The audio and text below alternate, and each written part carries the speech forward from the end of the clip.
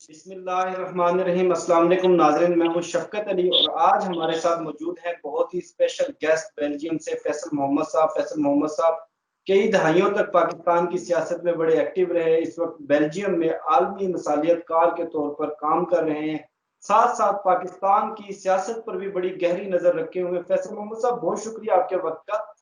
Sir, सबसे पहले ये बताइएगा, आप ही ने खबर ब्रेक की कि शरीफ खानदान के अंदर बड़े शदीद किस्म के इख्तलाफात शहबाज शरीफ और उनकी भतीजी मरियम नवाज के माबेन और एक दूसरे के खिलाफ सानिया मॉडल टाउन केस के अंदर मरियम नवाज ने राना सनाउल्लाह को कन्वेंस करने की कोशिश की है कि वो शहबाज शरीफ के खिलाफ वादा माफवा बन जाए। सर, क्या तफसील है इस खबर की?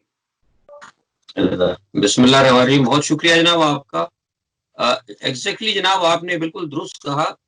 ये खबर मैंने ही ब्रेक की थी। मेरे अपने बड़े बावसूख जराए से जो इनके खानदान के हैं, इन्होंने मुझे बताया था कि अभी जो हालिया शहबाज शरीफ साहब की जो पेशी हुई थी नैब में, तो कुछ इनके मामला थे, कुछ रकम की तरसील थी, कुछ ऐसे मामला थे जो कि बकौल शहबाज शरीफ और उनके करीबी जराए के, उनके साहबजादों के बकौल वो सबूत जो है वो गायब कर दिए गए थे और उनको ये कहा गया था कि वो बिल्कुल नहीं है, मतलब वाइप कर दिए गए थे। लेकिन ऐसा हुआ कि जो उनके दूसरे जो खानदान में जो इख्तिलाफात हैं, उनमें से वो किसी ने वो सबूत गालिबन शायद महफूज रखे होंगे और वो किसी न किसी तरीके से वो नैब को उन्होंने पहुंचा दिए। जिस वक़्त शहबाज शरीफ साहब गए हैं, तो उनके सामने वो तमाम सवालात के साथ-साथ वो जो मनी ट्रेल और कुछ मामलात थे, मैं अभी उनकी तफ़सील में नहीं जाऊँगा, वो उनके सामने रख दिए, जिसकी वजह से शहबाज शरीफ साहब को अचानक बहुत ज़बरदस्त शौक हुआ और वो समझ रहे थे कि हमें तो ये कहा गया था कि हम वाइप आउट कर चुके हैं और ये है ही नहीं, इसका कोई ज़िक्र भी नहीं है, ये कहाँ से आ गया? तो उसके बाद उन्होंने फौरी तौर पर, अब मुझे नहीं पता कि वो गैर इरादी तौर पर था या इरादतन उन्होंने कहा, उन्होंने कुछ मामलात ऐसे खोल दिए क्योंकि वो चीज़ें ऐसी थी, उनसे इनकार नहीं किया जा सकता। मतलब कुछ ऐसे सबूत है कि जो आप जिनसे मुकर नहीं सकते। तो उसपे फिर उन्होंने उसकी हकीकत बताई और उस हकीकत जो उन्होंने वहाँ पे ज़ाहिर की, उस हवाले से मरियम नवाज़ और नवाज़ शरीफ का जो खानदान, जो उनका दूसरा ग्रुप है, उसके ऊपर सारा बर्डन आ गया। और उस बर्डन की वजह से जब वो वहाँ से वापस आए इत्मीनान से, तो उसके बाद ही उनको पता लग गया कि ये मामला जो है गड़बड़ हो चुका है। और जब इसकी खबर पहुँची मरियम नवाज़ को, तो मरियम नवाज़ ने अपने तौर पे नाराज़गी का इज़हार किया और उन्होंने कहा कि आपको ये नहीं करना चाहिए था। तो उसपे उनके उनके बकौल उनके उनके ज़राए के कहना था कि वो वहाँ इनकार नहीं कर सकते। अचानक एक चीज़ जब होती है तो आदमी बाज़ वक़्त फ़ैसला नहीं कर पाता। हो सकता था शायद वो छुपा सकते थे, लेकिन वो नहीं कर पाए। तो ये बुनियाद बनी उस इख्तिलाफ़ की। और उसके बाद जब उन्होंने देखा कि अब तो शहबाज शरीफ साहब ने सारा मामला जो हार उठा के है, गुनाह का वो हमारे हाथ डाल दिया, तो उन्होंने फिर उनको फँसाने के लिए वो राना सनाउल्लाह साहब को राज़ी किया कि भई अब इसी की एक ही सूरत है कि शहबाज शरीफ को फँसा दिया जाए। शहबाज शरीफ को फँसाने के लिए उन्होंने राना सनाउल्लाह को सानेहा मॉडल टाउन और एक और 2 हवालों से उनको अपने साथ मिलाने की पेशकश की। अब चूँकि राना सनाउल्लाह के भी अपने मामलात हैं, पसे पर्दा बहुत सारे मामलात चल रहे हैं, तो खबर ये है कि राना सनाउल्लाह ने इस पर रज़ामंदी ज़ाहिर कर दी है कि वो शहबाज शरीफ के हवाले से सुल्तानी गवाह या वादा माफ़ गवाह बन जाएँगे। तो ये एक खबर थी कन्फर्म, जिस पे मैंने ये ट्वीट किया था आज से 3 दिन पहले।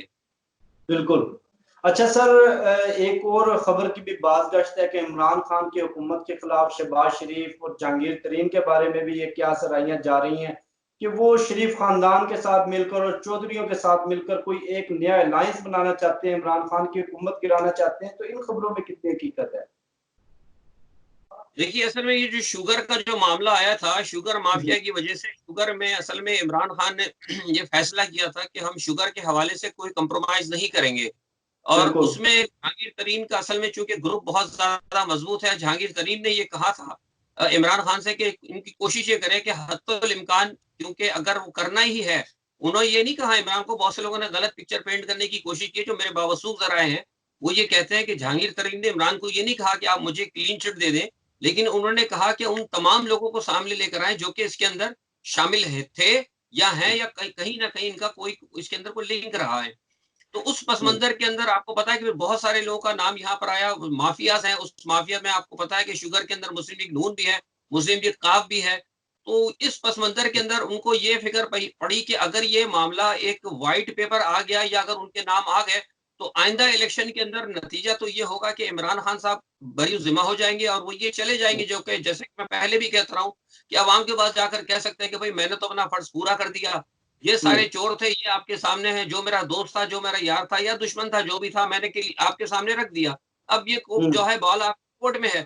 तो इस पस मंजर को देखते हुए सियासी जमातों को और सियासी रहनुमाओं को ये थोड़ा सा खौफ पैदा हो गया था, तो इसलिए उन्होंने जोड़ तोड़ की कोशिश की है कि इससे कबल कि अगर ये मामला को आगे जाए, तो कोशिश ये कर रहे हैं कि किसी तरह इमरान खान की हुकूमत को या इमरान खान को पसे पर्दा हटा दिया जाए।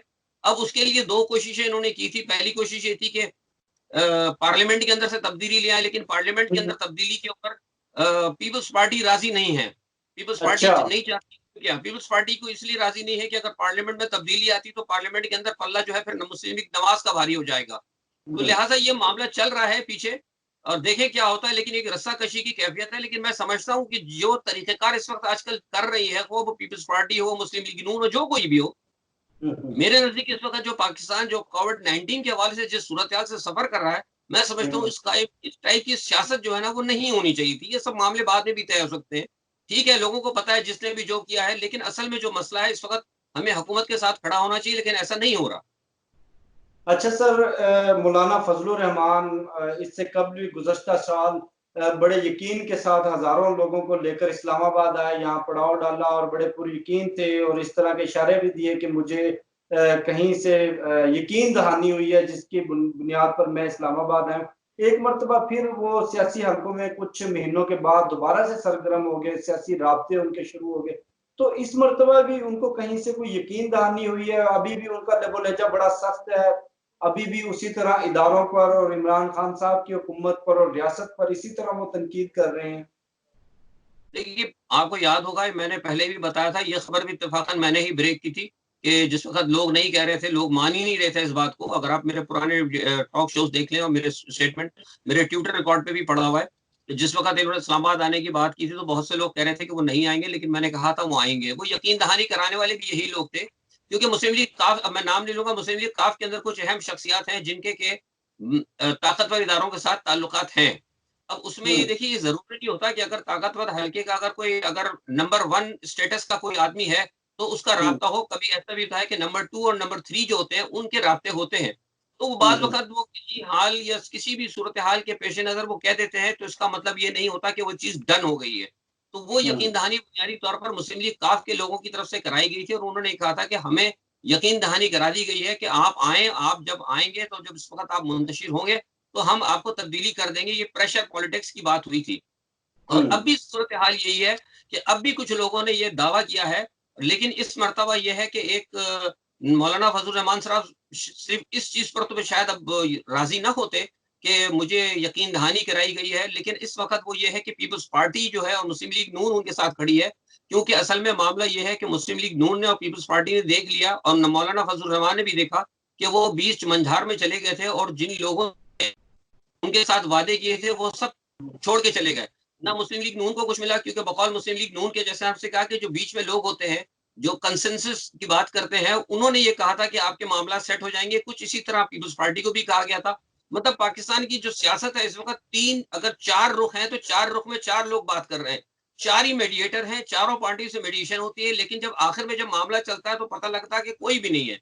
तो इस सूरत-हाल के अंदर ये दोबारा फिर मामला हुआ है और इस मर्तबा जो है सियासी जमातों ने अज़ खुद एक कोशिश की है और ये जो मौलाना फज़लुर रहमान साहब आए हैं, इनको ठीक है, बीच में मुस्लिम लीग काफ़ की तरफ से भी यकीन दहानी हुई, लेकिन बिलावल साहब ने इस मरतबा मुतहर्रिक किया है। ज़रदारी साहब का इनको पैगाम पहुँचाया गया था। ज़रदारी साहब आजकल बहुत बीमार हैं, लेकिन बिलावल अच्छा। साहब ने उनसे बात की थी और बिलावल साहब ने कहा था कि हमारे पास कुछ गैर मुल्की, अब मुझे नहीं पता वो गैर मुल्की, उन्होंने खुद कहा है, क्योंकि ये तो खैर कन्फर्म बात है कि गैर मुल्क में इंटरनेशनल पॉलिटिक्स और जो पॉलिटिकल प्लेयर्स हैं, उनके पास इनके कनेक्शंस तो हैं।